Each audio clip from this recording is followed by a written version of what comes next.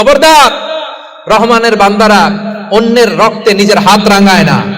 Keep in your mind Malakar ভাইয়েরা, অন্যের রক্তে নিজের হাত রাঙায় না। কিয়ামতের দিন আল্লাহ তাআলা সর্বপ্রথম বিচার করবেন এই রক্তের বিচার। যতগুলো রক্তের বিচার দুনিয়াতে হয় না, সেদিন লক্ষ কোটি মানুষের সামনে সেই রক্তের বিচার করবে কে?